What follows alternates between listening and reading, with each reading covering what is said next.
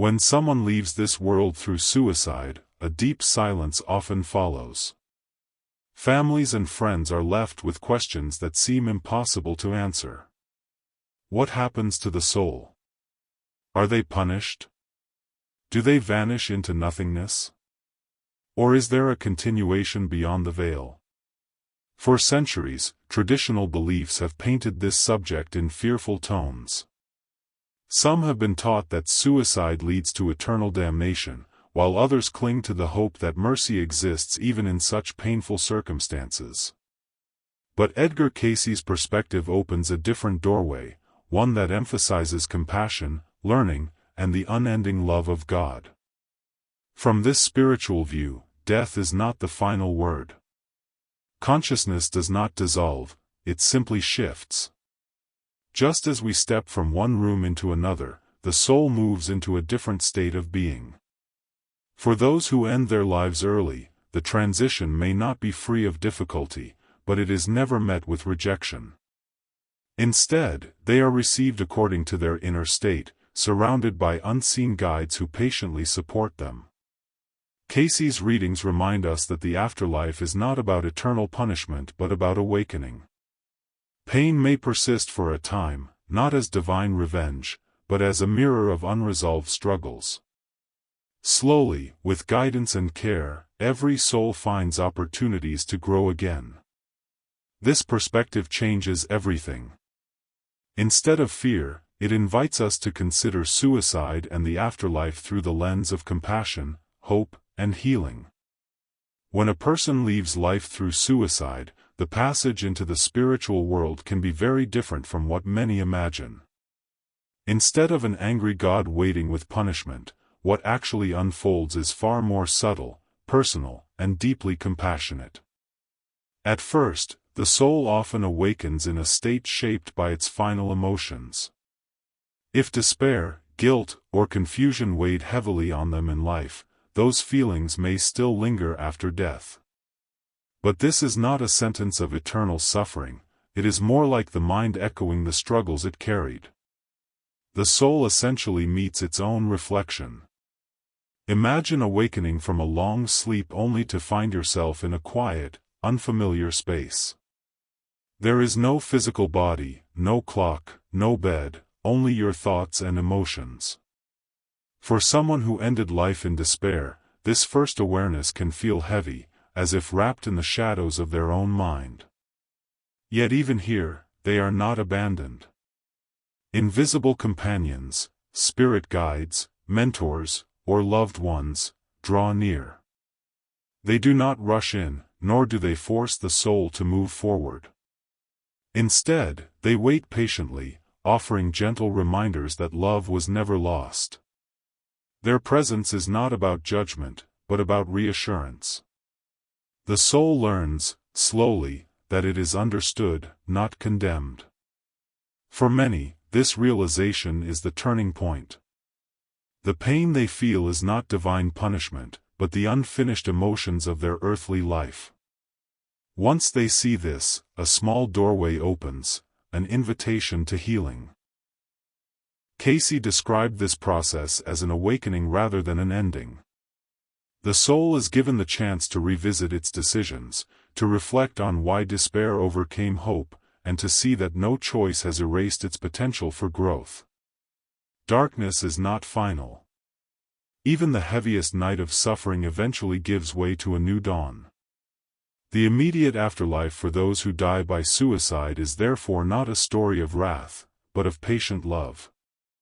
It is a reminder that compassion exists even beyond death, and that every soul, no matter how lost it feels, will eventually find a path back to the light. Once the first stage of confusion begins to soften, a new chapter opens for the soul, healing. Edgar Cayce often emphasized that the afterlife is not a courtroom but a school. For souls who leave life by suicide, this truth becomes especially important. Their journey does not end in condemnation, but in restoration. Spiritual traditions across the world describe what can be called places of healing. Some accounts speak of luminous gardens, others of quiet halls resembling temples, or environments filled with soft light where harmony replaces turmoil. These spaces are not designed for punishment but for rehabilitation, like spiritual hospitals where wounded souls rest, recover, and relearn what it means to live. Here, compassionate guides surround the spirit. They do not erase the pain instantly, because healing is not about forgetting, it is about understanding. Instead, the soul is gently encouraged to process the emotions that led to despair, to see them not as reasons for shame but as lessons waiting to be integrated. This period can last differently for each being. Some souls accept comfort quickly, while others take longer, holding tightly to guilt or resistance. But no one is left behind. Patience is the rule of the spirit world. Time, as we know it, does not exist there. Learning unfolds according to the readiness of the soul.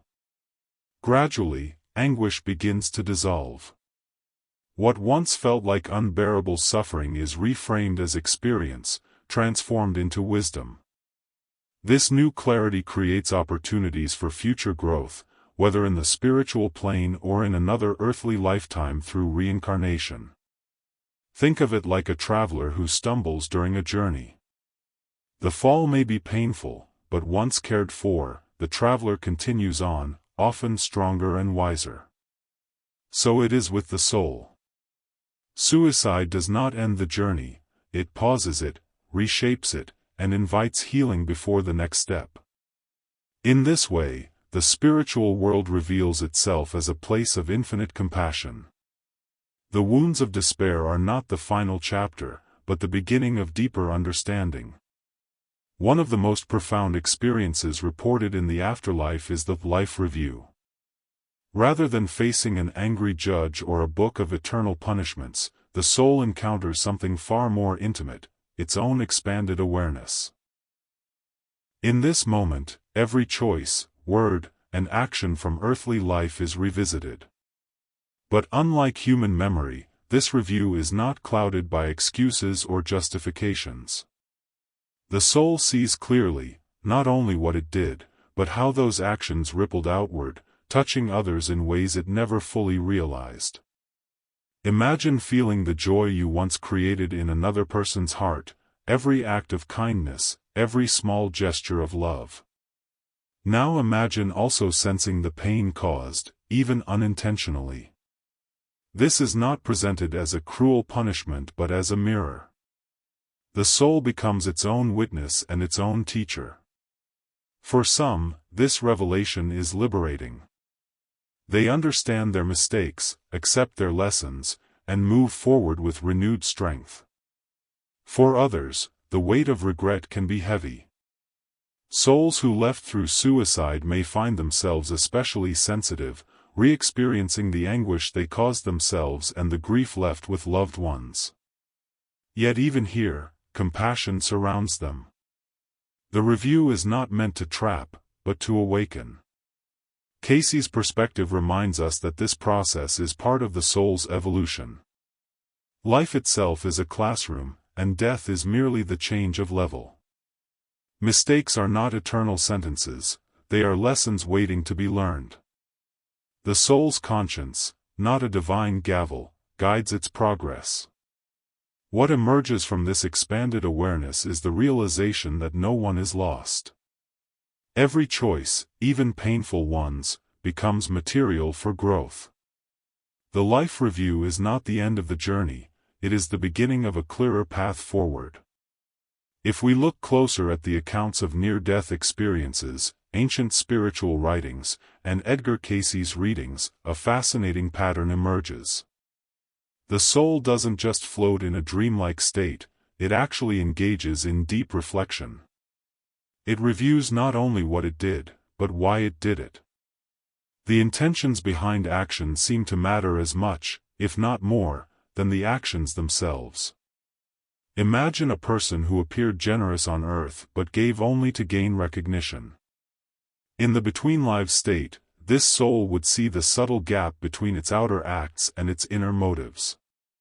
It is this level of honesty that the spiritual realm seems to demand, a kind of mirror that cannot be fooled.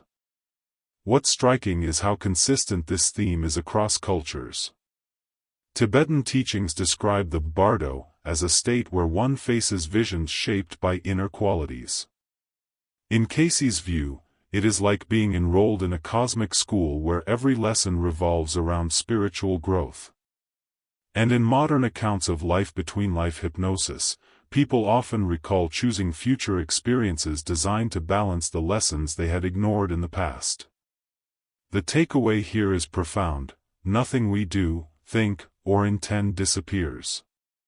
Every moment of kindness, selfishness, fear, or courage leaves an imprint. The between-life state is where we see the full picture, often more clearly than we ever could on Earth. It's not about punishment but about truth and responsibility. So, the question becomes, what kind of record are we creating right now?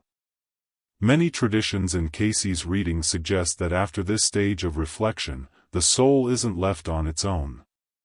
Instead, it encounters beings of wisdom, sometimes described as guides, elders, or a council of light.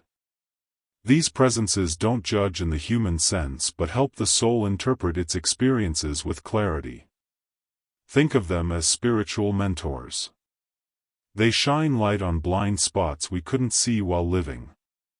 A soul might say, "I thought I was patient," only to realize, with the guidance of these beings, that patience was conditional, dependent on convenience. Another might discover that its smallest, most forgotten act of kindness carried far more weight than it realized.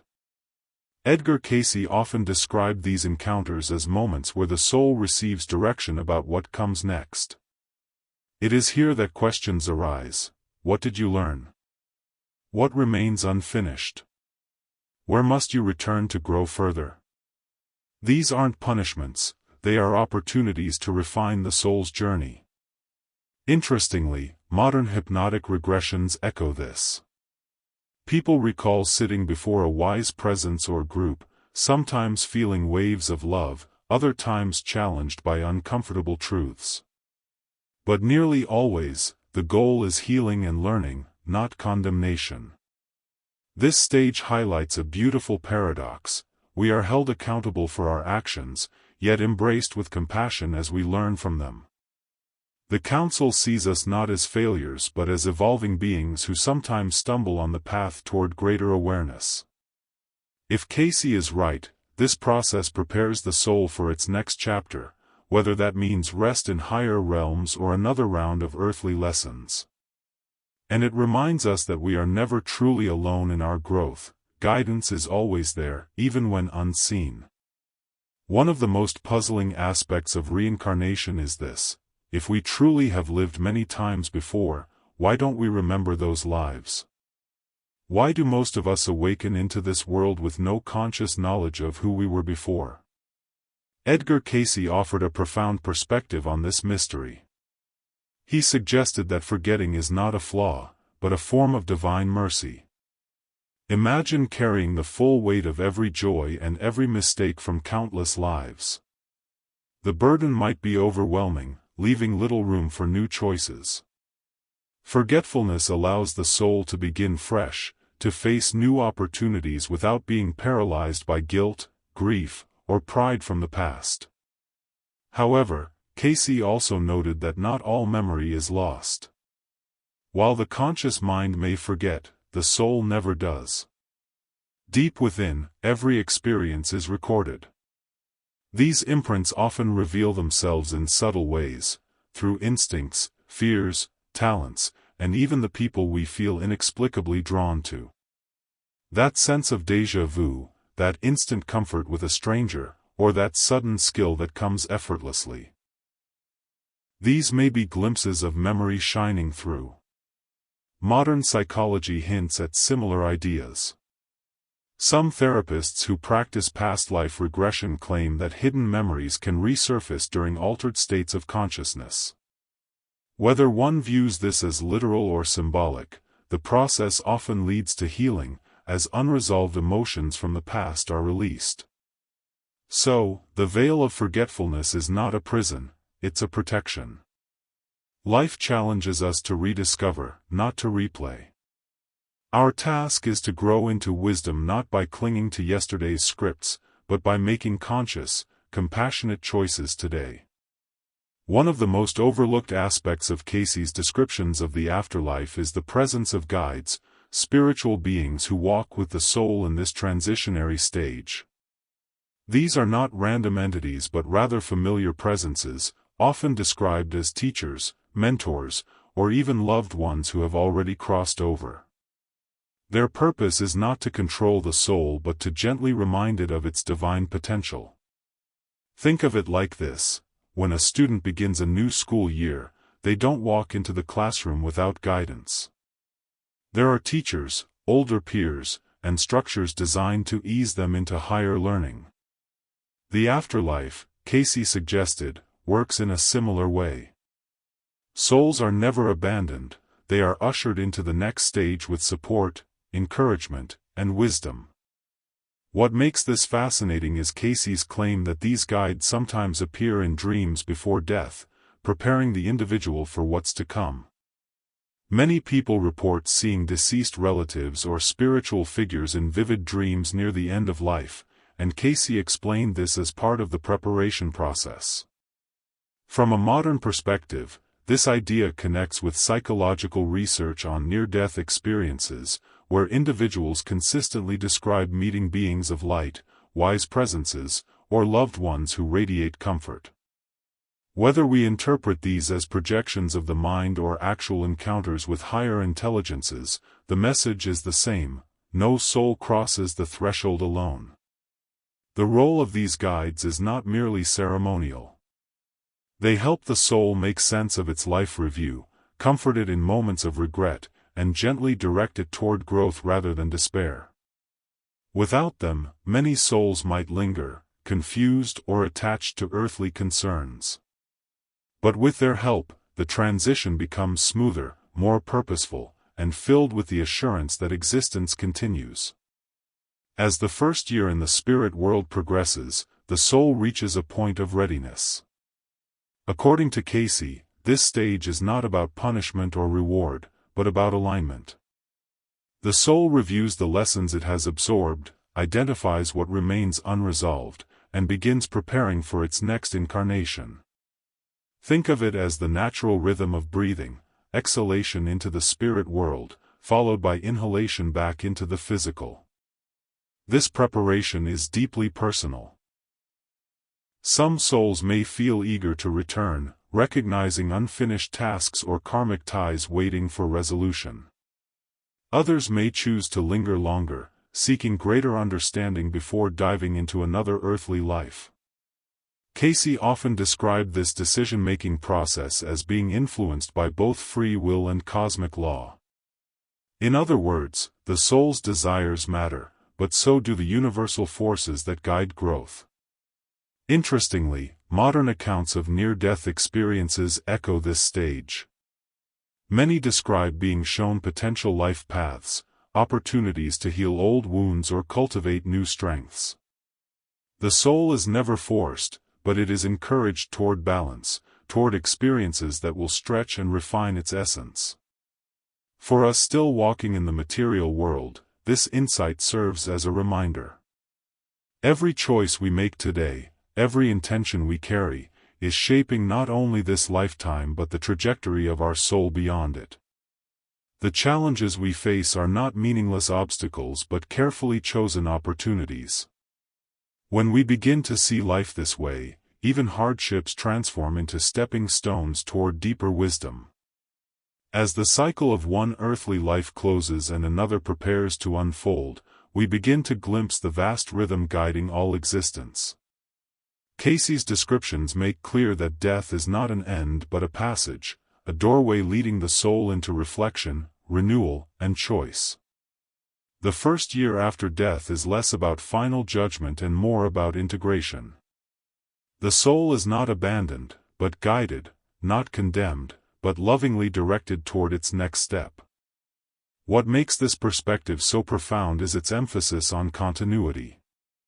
Our lives are chapters in a much larger book, and each one builds on the lessons of the last.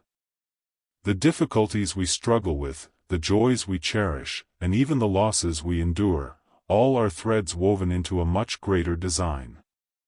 Far from being meaningless, every moment is purposeful. For those of us still here, this teaching carries a challenge. If our soul continues its journey beyond this life, then what we cultivate now matters. Compassion, forgiveness, patience, and truth are not just noble ideals, they are eternal currencies carried with us beyond the veil. Likewise, bitterness, selfishness, or cruelty are not left behind, they remain imprints on the soul, shaping its path forward. The closing message is one of hope. No soul is ever lost. Even the most broken spirit is offered the chance to learn, to heal, and to return.